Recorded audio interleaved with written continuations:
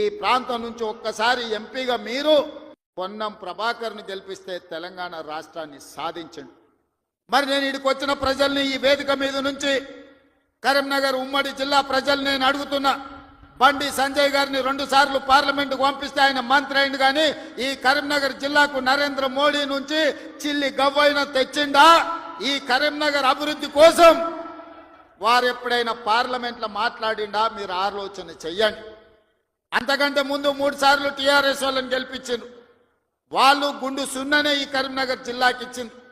నిజంగానే వినోద్ కుమార్ గారు, చంద్రశేఖర్ రావు గారు వీళ్ళందరూ ఈ ప్రాంతానికి నీళ్లు తెచ్చినుంటే, నిధులు ఈ ప్రాంతంలో ఖర్చు పెట్టినుంటే ఈ కలికోట సూరమ్మ ప్రాజెక్టు పెండింగ్ ఎందుకుంటుండే? సిరిసిల్ల నియోజకవర్గంలో ప్యాకేజీ 9 పడావు ఎందుకు పడుతుండే?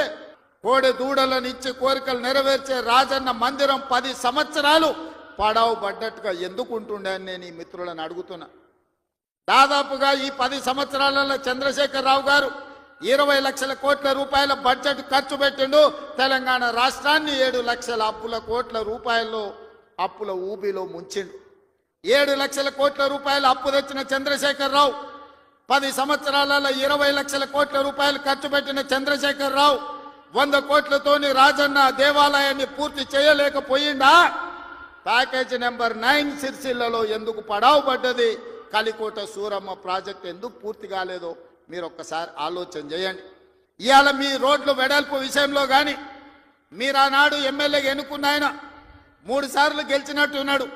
ఆయనను గవ్వాలంటే మీరు జర్మనీకి పోవాల్సిన పరిస్థితి ఉండే. కానీ ఇవాళ ఆది శ్రీనివాస్ మీరు పోవాల్సిన పని లేదు. మీ గల్లీకో, మీ తండాకో, మీ ఊరికో రోజు దయ్యం పట్టినట్టే తిరుగుతుండే ఆది శ్రీనివాస్. ఆయనకు పట్నం ఆడుందో తెలియదు. అసెంబ్లీ ఉన్నప్పుడు పట్నం వచ్చిందంటే పైగో ఇన్ని కాగితాలు పట్టుకొని వస్తాడు నా దగ్గరికి. మీ ఎమ్మెల్యేని చూస్తేనే నాకు భయం అవుతుంది, మళ్ళీ ఏం తెచ్చి కాగితం చేతిలో పెడతాడో, మళ్ళీ ఏం అడుగుతాడో అని. కానీ ఏదైనా ఎన్నడూ ఆయన ఏ పైరవికి రాలే, ఏ పని అడగలే, ఏ కాంట్రాక్ట్ అడగలే, ఏ బదిలీ అడగలే. ఈ వేములవాడ నియోజకవర్గానికి దాదాపుగా 35 ఏళ్ల నుంచి వివిధ హోదాలలో నేను పనిచేసిన, ఇండిపెండెంట్గా నిలబడ్డా, పార్టీ నుంచి నిలబడ్డా, నన్ను ఆశీర్వదించి హక్కుని చేర్చుకొని నన్ను గుండెల్లో పెట్టి చూసుకున్నారు. నాకు ఒక అవకాశం వచ్చింది, నా జన్మ ధన్యమైతుంది. పనులు చేస్తే మీరు సహకరించాలి.